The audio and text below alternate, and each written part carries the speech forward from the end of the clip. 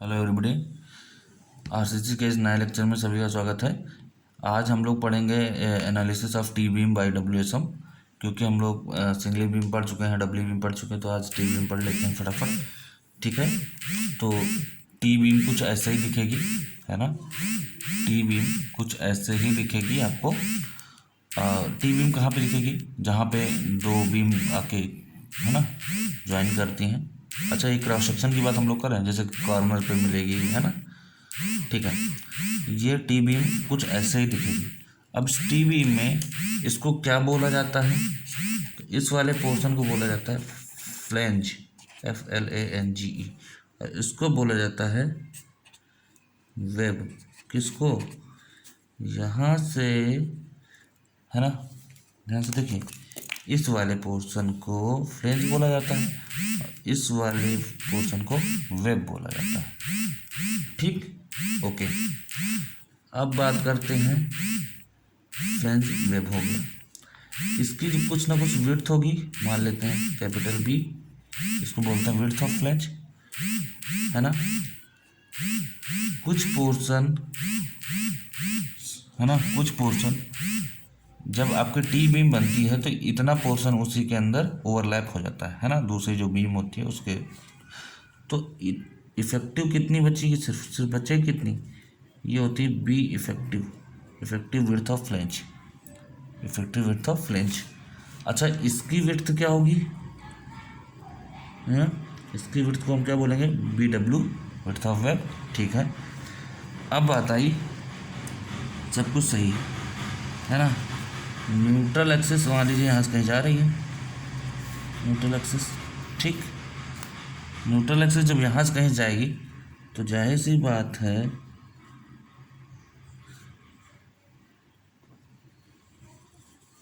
ठीक, यहाँ पे स्टील लगा हुआ है, सिंगली रिइंफोर्स की भी हम अभी बात कर रहे हैं, यहाँ स्टील लगा हुआ है। ये हो गया हमारा टेंशन जोन, और ये ऊपर इतना पूरा ये जो है कंप्रेशन जोन है। एनालिसिस के लिए, सिर्फ एनालिसिस की, है ना, आसानी के लिए हमने इसको अलग कर दिया, इसको अलग कर दिया, इसको बोल दिया 1, इसको बोल दिया 2। एनालिसिस की आसानी के लिए, बाकी कोई दिक्कत नहीं, ये पूरा एक ही है, नीचे वाला अलग है, ये कंप्रेशन, ये टेंशन है। ठीक है, इसकी डेप्थ को हम बोल देते हैं डेप्थ ऑफ फ्लेंज, DF। ठीक, ओके, इतना आ गया। ये आप जानते ही हैं, यहाँ से लेके कहाँ तक, यहाँ तक क्या बोला जाता है इसको? इफेक्टिव डेप्थ, स्मॉल d, जो इसे सिंगली में था। क्लियर। अब हम लोग बात करते हैं, बनाते हैं क्या? Stress diagram. ठीक, यहाँ तक बनेगा, बनेगा, जाहिर सी बात बनेगा, कुछ ऐसे ही बनेगा। थोड़ा सा ऊपर बनाइएगा तो सिमिलर बने, है ना भाई। न्यूट्रलिसिस क्या करती है कि बराबर बराबर भागों बांटती है। अब हमारा क्या है, नीचे बन गया थोड़ा, तो ये वाला हो गया छोटा और ये हो गया ना बड़ा। आप ढंग से बनाइएगा, ओके। बाकी चीज़ें समझ में आनी चाहिए, है ना। अब ये ना कन्फ्यूजन हो कि डरे ये तो बड़ा हो गया, छोटा हो गया, डायग्राम कैसे बनेगा, है ना। रोने वाली बात नहीं। ये कितना होता है एक्चुअल न्यूट्रल एक्सिस? अगर हम एक्चुअल न्यूट्रल एक्सिस की बात करें तो ANA की। ठीक, आपको पता है कि यहाँ पे टी बीम है, कुछ ये भी ऐसा होगा, ठीक है, होगा, जाहिर सी बात होगा, है ना। इसके से क्या है कि बड़ा बन जाएगा, तो यहाँ पे सही है। ये C1 अगर हम बोल दें इतने को, क्या है, वही सिग्मा CBC के बराबर हो जाता है, C1। ठीक, यहाँ पे फोर्स लगेगा, वो क्या लगेगा? F1। ठीक है, ये इतना पूरा क्या है, C2 बोल देते हैं। तो यहाँ पे जो फोर्स लगेगा वो क्या होगा? F2। ठीक, क्योंकि यहाँ भी तो स्ट्रेसेस आएंगे और यहाँ भी स्ट्रेसेस आएंगे।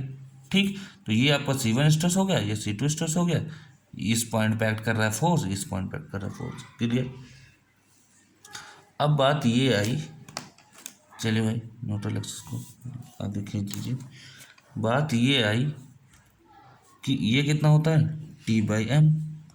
T/m ही तो होता है, जिसको हम सिग्मा st बोलते हैं। कब? जब ये पूरी स्ट्रेंथ कवर कर लेता है तो सिग्मा st बोलते हैं। क्लियर। अब आपको पता है कि लीवर आर्म कहाँ से कहाँ तक होता है। यहाँ से एक यहाँ तक आएगा, यहाँ पे 2 लीवर आर्म होगा, एक यहाँ से यहाँ तक आएगा। भाई फोर्सेस के बीच की दूरी तो है। ठीक, इसको हम बोलते हैं वन, फोर्स 1 है तो LA1 लीवर आर्म 1, फोर्स 2 है तो LA2। यहाँ तक समझ में आया? ना समझ में आया एक बार फिर से देख लीजिए। ये न्यूट्रल एक्सिस आपकी है, इस वाली पोर्शन पे, इस वाले फाइबर पे, इस आउटर फाइबर पे C1 स्ट्रेस लगेगा, यहाँ पे लगेगा इसकी वजह से C2 स्ट्रेस। कोई बहुत बड़ी चीज़ नहीं है, जैसे हम लोग अभी डब्ल्यू में देख रहे थे वैसे ही, है ना।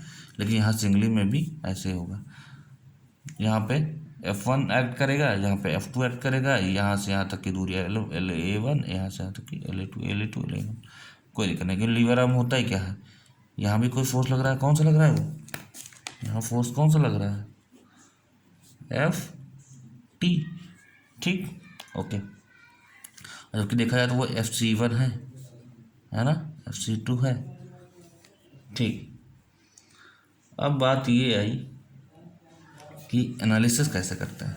ठीक है, अच्छा हाँ, सिंगल बीम के लिए है अभी, सिंगल टी बीम के लिए कभी कभी क्या होता है कि 2 टी बीम जुड़ जाती हैं आपस में, है ना। या कभी कभी क्या होता है कि एक टी बीम और एक एल बीम जुड़ जाती है, आगे हम लोग पढ़ेंगे।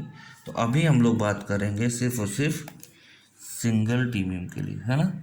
सिंगल टी बीम को बोला जाता है, स्टेप फर्स्ट देखते हैं क्या होता है। अच्छा, स्टेप वाइज रखिएगा तो ज़्यादा सही रहेगा, है ना, आपको आसानी होगी। सिंगल को बोला जाता है फॉर आइसोलेटेड कहते हैं ना, आइसोलेट हो जाओ, मतलब अकेले हो जाओ, है ना। तो सिंगल टी बीम को बोला जाता है isolated T beam for isolated T beam, या आप कह सकते हो सिंगल टी बीम। ठीक, कोड जो है, कोड जानकारी देता है, क्या जानकारी देता है? कोड ने जानकारी दिया कि बी इफेक्टिव बराबर, फॉर्मूला कोड ने दिया है L0/B + 4 प्लस का BW। अब आप कहोगे ये कहाँ से आया? कोड से आया।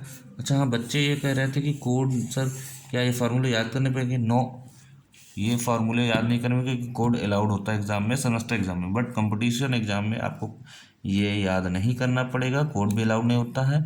याद इसलिए नहीं करना पड़ेगा क्योंकि आपको प्रैक्टिस हो जाएगी अपने आप, एक बार 2 बार इस पर न्यूमेरिकल लगाओगे अपने आप सॉल्व हो जाएगा। तो रट्टा वाली बात नहीं है। कॉन्सेप्ट देखो कि कॉन्सेप्ट कहाँ से कहाँ तक स्ट्रेसेस लग रहे हैं, ये फार्मूला यूज कैसे होगा, ये सब चीज़ें, है ना, याद करने वाली चीज़ नहीं है सब।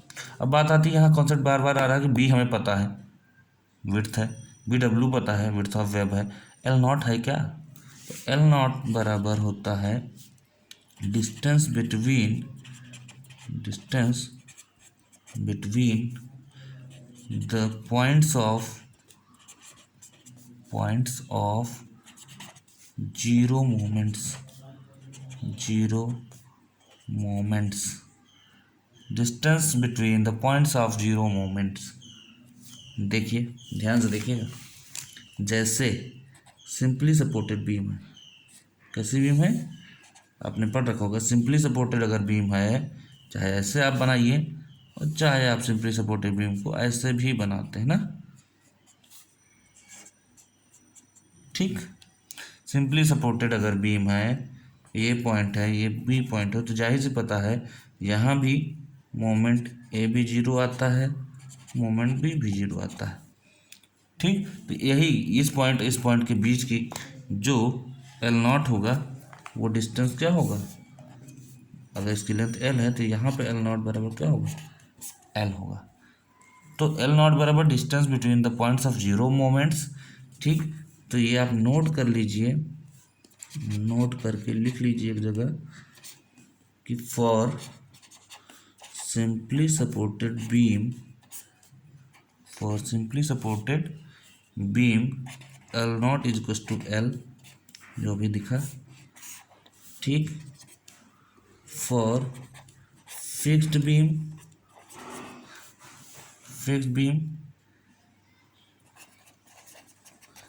फॉर फिक्स बीम और कंटिन्यूअस बीम।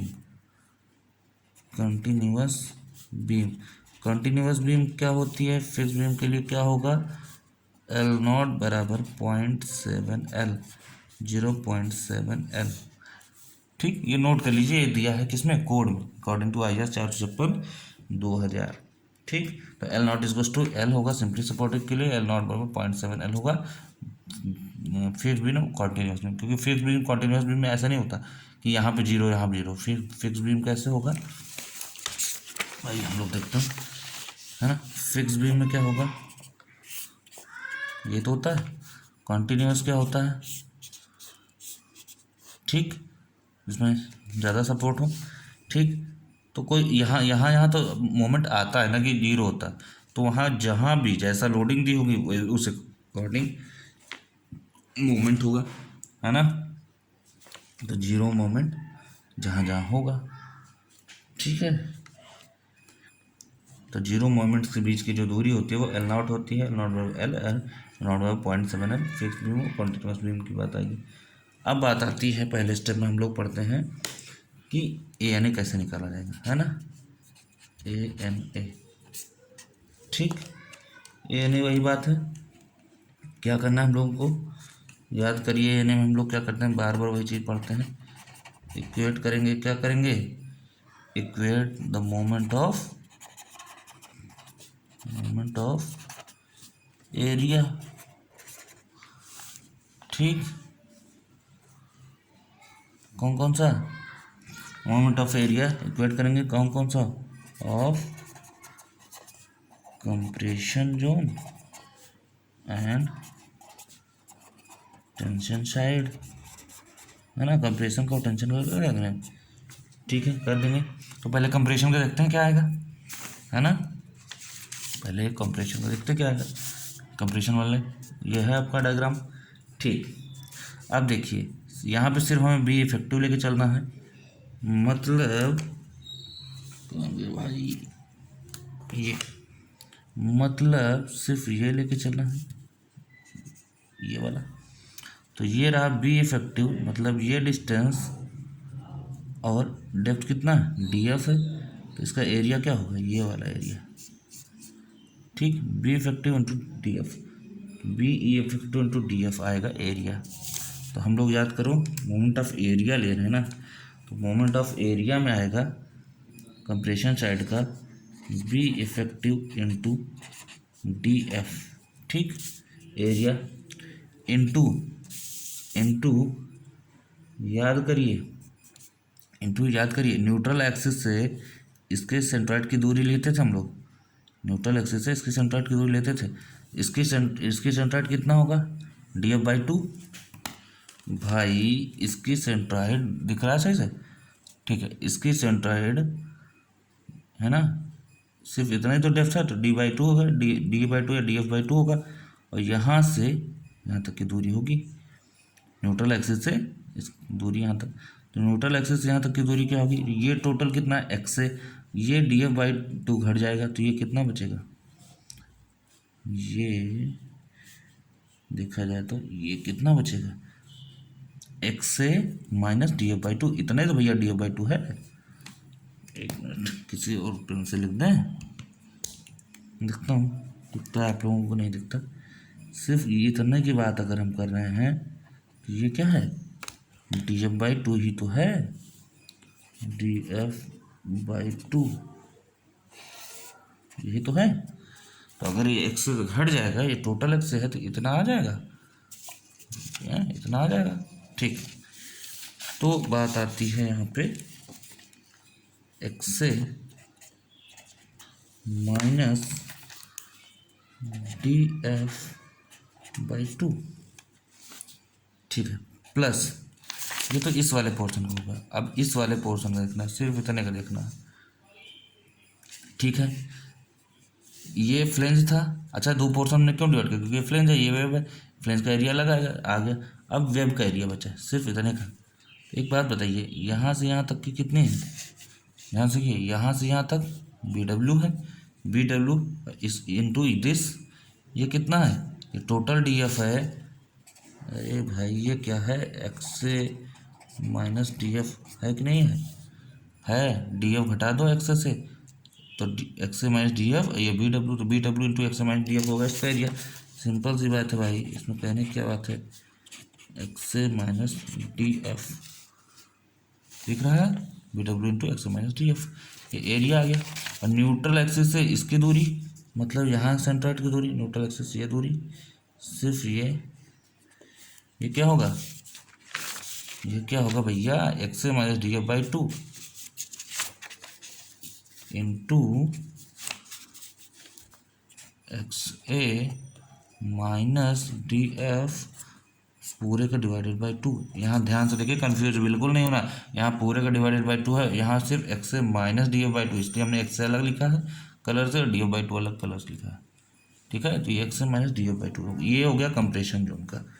इक्वेट करना है किससे, टेंशन जोन से। सबको याद है टेंशन जोन क्या होगा, इसका एरिया क्या होता है, M into S T. ठीक, अच्छा, M into S T, और ये अगर एक्स से है तो ये सिर्फ कितना बचेगा, ये टी माइनस एक्स है। तो इधर वाला तो फिट है, कुछ भी हो, M into A S T into D minus X से होना ही होना।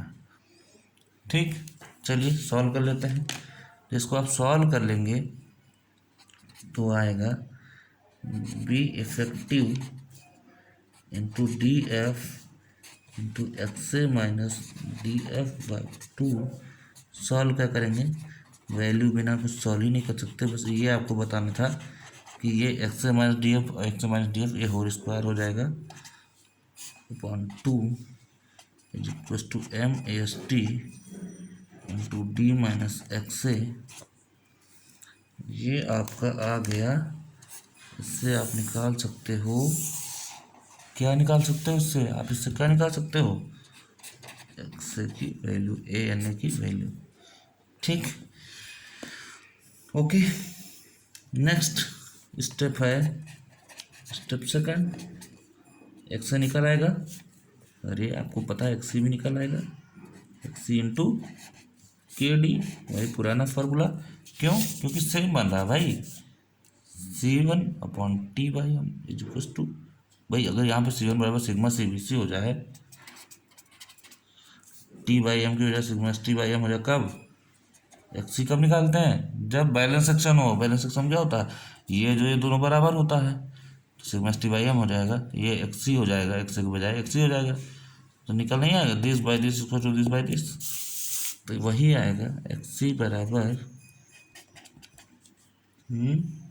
M sigma C B c upon, तो याद हो गया होगा आप लोगों को, plus sigma s T into d, ये आपको याद हो गया होगा, नहीं याद है निकाल लेना। अब बात आती है यहाँ पे क्या करेंगे, कंपेयर करेंगे कि क्या कंपेयर करेंगे, x is less than x c, तो क्या होगा, under reinforce x is greater than x c, तो ओवर इनफोर्स्ड। ठीक, x is equal to x c, तो बैलेंस्ड सेक्शन। ठीक, क्लियर। अंडर इनफोर्स होगा तो टी बराबर क्या हो जाता है, सिग्मा एस टी। हम इस ऐसा क्यों लिख रहे हैं, क्योंकि अंडर इनफोर्स होगा, अंडर इनफोर्स का मतलब सरिया कम है, कम है तो पहले कौन फेल करेगा, पहले कौन फेल करेगा, जो कम है, सरिया फेल करेगा, स्टील फेल करेगा, तो ये टी बाई एम से कहाँ पहुँच जाएगा, सिग्मा एस टी तक, टी बराबर कहाँ पहुँच जाएगा, सिग्मा एस टी तक। ओवर इनफोर्स है, कौन फेल करेगा पहले, सरिया तो ज़्यादा हाई है, वो फेल करेगा नहीं, कंक्रीट फेल करेगा, कंक्रीट फेल करेगा मतलब सी वन बराबर क्या कहाँ पहुँच जाएगा जल्दी से, सिग्मा सी बी सी। अब बैलेंस सेक्शन है भैया, तो इसमें तो सब जानते हो आप, टी बराबर सिग्मा टी सिग्मा सी हो ही जाएगा, क्लियर। अब बात आती है कि जब आप ये पता कर लेंगे एक्स और एक्स कंपेयर करके कि अंडर इन्फोर्स है कि ओवर इन्फोर्स है, तो फिर आपका पर्पज क्या होगा? Last step moment of resistance निकालना। निकालते हैं मोमेंट ऑफ रेजिस्टेंस। ठीक, तो step number third,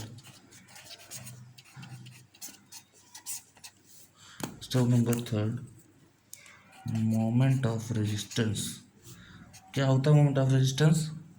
force into perpendicular distance.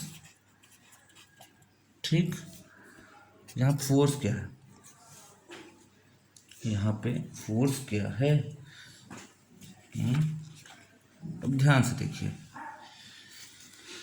हम सबके लिए इकट्ठा मोमेंट ऑफ रेजिस्टेंस बता दे रहे हैं। अगर आपका अंडर इन्फोर्स होगा, अभी अभी मैंने बताया, अगर आपका अंडर इन्फोर्स होगा T1 टी की जगह सिग्मा एस टी रख दीजिएगा, ओवर इन्फोर्स होगा सिग्मा 1 बराबर सिग्मा एस सी रख दीजिएगा। ठीक, काम हो जाएगा।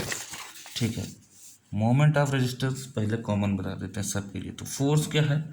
फोर्स सिंपल सी बात है, जो फिर से फोर्स दो रख रहे हैं यहाँ पे, F1 F2 और L1 LA1 LA2। अगर कंप्रेशन साइड से निकालना है तो क्या होगा? F1 इंटू LA1, यही तो हुआ फोर्स इंटू परपेंडिकुलर डिस्टेंस, है ना। F1 भाई देखो, force into perpendicular distance, F1 into LA1 plus F2 into LA2 plus F2 into LA2। ठीक, क्लियर। अब हम बात करेंगे F1 आएगा क्या? तो वही क्या, stress, average stress into area, force हो जाता है। ठीक, तो एरिया क्या है? Be effective into D F. कुछ याद आया? अरे अभी अभी हमने निकाला था भाई, अभी अभी तो हमने निकाला था, है ना। Be effective into D F, तो हमने एक्स से निकाला था, तो निकाला था ना। तो हो गया भाई, पेज कहाँ गया? ये है be effective into D F, area था, लिख देते हैं area, be effective into D F into, ध्यान से देखिए, एवरेज स्ट्रेस। यहाँ C1 यहाँ C2, दोनों का एवरेज क्या होगा? C1 plus C2 by 2, C1 plus C2 by 2। ठीक, इंटू LA1, देखते हैं कहाँ से क्या आएगा। देखिए ध्यान से, LA1 क्या आएगा भाई? टोटल यहाँ से यहाँ तक क्या है? यहाँ से यहाँ तक D है। अरे ये है ना D, ये वाला भैया, ये वाला, यहाँ से यहाँ तक हमेशा होता ही है D। ठीक है, यहाँ से यहाँ तक है, तो यहाँ से टोटल तो D है। अगर कैसे भी करके ये डिस्टेंस पता चल जाए, ध्यान से देखिएगा, अगर कैसे भी करके ये डिस्टेंस पता चल जाए, ये वाली सिर्फ ये, ठीक, तो हम पूरा D है यहाँ से यहाँ तक, D में से इतना माइनस कर दें, LA1 ही निकल आएगा, आ जाएगा। ठीक, मतलब कुल मिला के अगर हम कहीं साइड में देखना चाहें तो हम ये देख सकते हैं यहाँ पे LA1 बराबर D माइनस ये डिस्टेंस, इस डिस्टेंस को हम क्या बोलेंगे? ठीक, तो ध्यान से देखिएगा, ये डिस्टेंस फार्मूला होता है C1 प्लस 2C2 हो जाएगा, C1 ये वाली plus 2C2 divided by C1 plus C2, C1 plus C2 into ये डिस्टेंस कितनी है? ये डिस्टेंस हुआ तो DF है ना, तो DF बाई 3, ये आपका आ गया। कहाँ से आया ये? अब ये दिमाग लगा रहे होगे बार बार सब लोग कि ये आया कहाँ से? ये आया आपका, ये कैसा बन रहा है पता है? ट्रेपेजॉइडल का नाम सुना है? ट्रेपेजॉइडल का नाम किसी ने सुना? चलिए मैं इधर बता देता हूँ। देखिए, ये कुछ ऐसा था आपके पास, ये वाला बड़ा था, ये वाला छोटा था। ये आपका C2, ये C1। ट्रापेजॉइडल में क्या होता है, ट्रापेजॉइडल में क्या होता है ना, कभी कभी देखा होगा ऐसे बना रहता है, कभी कभी ऐसे बना रहता है ना। हाँ, तो ये ट्रापेजॉइडल के केस में क्या होता है, अगर इसकी लेंथ DF है ना, तो ट्रापेजॉइडल के केस में क्या होता है, जैसे ये ट्रायंगल के केस में होता है ना, याद आया, ट्रायंगल के केस में क्या होता है, यहाँ से यहाँ तक क्या होता है, अगर इधर की तरफ चलोगे, इधर की तरफ चलोगे, इस सिरे की तरफ चलोगे तो 2/3 ऑफ, अगर ये D है तो 2/3 इंटू D, और यहाँ से यहाँ तक कितना होता है जो बचा, D/3, तभी तो पूरा D कंप्लीट होगा। तो वैसे ही ऊपर से अगर इधर से आया जाए तो ट्रापेजॉइडल के केस में होता है, क्या होता है, इतनी डिस्टेंस क्या होता है, C1 ये वाली प्लस 2C2 छोटी वाली, मतलब बड़ी वाली, प्लस 2 छोटा वाला, divided by C1 plus C2 दोनों इंटू DF/3। ये ट्रापेजॉइडल केस में होता है, इसको कहीं नोट कर लीजिएगा, ठीक, ओके, इसको कहीं नोट कर लीजिएगा। अच्छा, तो LA1 बराबर क्या आएगा, LA1 बराबर यही तो आएगा, LA1 बराबर D माइनस दिस डिस्टेंस। तो कर लेते हैं फटाफट, है ना, लिख लेते हैं भाई इसको दूसरे कलर से, D माइनस क्या आया था, C1 plus 2C2 divided by C1 plus C2 into DF/3, ठीक, क्लियर। ये इससे घट जाएगा, ये आपका सिर्फ इतना आया, ठीक है, प्लस अब मैं इधर वाला ना ग्रीन से लिख देता हूँ, BW एरिया इंटू, याद आया, BW into XA minus DF, अरे यही भैया XA minus DF, BW into XA minus DF area हुआ, जो भी पीछे लिखा था हम लोगों ने, XA माइनस DF इंटू, अभी कल भी हमने बताया था कि इस C2 वाले पोर्शन को ज़्यादा हम एवरेज इसमें हम नहीं लेते हैं, ठीक है, तो इसको हम पूरा एक ही मान लेते हैं, तो C2 प्लस 0, है ना, किसमें, डबली केस में ऐसा होता है। लेकिन यहाँ पे क्या होगा TBM में, यहाँ पे इतना वेब है, यहाँ इतना वेब है ना, उसमें एरिया होने लगे, इसमें वेब है, तो इसलिए हम यहाँ क्या लेंगे, C2 प्लस यहाँ 0/2। तो ये हम इसलिए बता रहे हैं, फिर से सुन लीजिएगा, डबली केस में हम लोग C2 डायरेक्ट लेते थे, लेकिन यहाँ पे क्योंकि वहाँ पे क्या होता है, सरिया थी, यहाँ पे क्या है, ये पूरा फ्लेंस है, है ना, फ्लेंस बीम है, तो यहाँ पे C2 स्ट्रेस आ रहा होगा, यहाँ 0, तो C2 प्लस 0/2, यहाँ एरिया बड़ा है, इसलिए यहाँ इतना बड़ा फ्लेंज भी है, वेब भी है, इसलिए यहाँ लेना पड़ेगा, वहाँ ऐसा कुछ नहीं था, ठीक है। तो ये मत सोचिएगा कि वहाँ नहीं लिया, यहाँ क्यों ले रहे हैं, C2 plus 0 divided by 2 average stress आ गया, इनटू यहाँ भी वही चीज़ आएगा, LA2 क्या होगा, D, पूरा D है, और माइनस इतनी डिस्टेंस अब क्या आएगी, ध्यान से देखिए, ध्यान गया एक पेन, ध्यान से देखिए, यहाँ से यहाँ तक माइनस करना, ये सारी डिस्टेंस ध्यान से, पूरे D में से अगर हम पहले DF माइनस कर दें, यहाँ पहुँच जाएंगे, पूरे D से अगर हम, दिख रहा है सबको प्रॉपर, पूरे D से अगर हम DF माइनस कर दें, यहाँ पहुँच जाएंगे, उसमें से भी ये जो है सिर्फ ये क्या है, XA माइनस DF है, अरे भाई देखो ना, यहाँ है ना XA minus DF, XA minus DF है ना, ये XA माइनस DF है, और ये इतना हल्का सा डिवाइडेड बाई 3 हो जाएगा, यहाँ से यहाँ तक जो भी डिस्टेंस होगा उसका डिवाइडेड बाई 3 होगा, तो कर देते हैं XA minus DF divided by 3 DF ऊपर से, तो कुल मिला के इसमें घटेगा, आप देख लीजिएगा, मैं लिख दे रहा हूँ, D माइनस क्या क्या घटेगा, तो DF घट जाएगा, यहाँ आ जाएंगे और इतना घटा देंगे, प्लस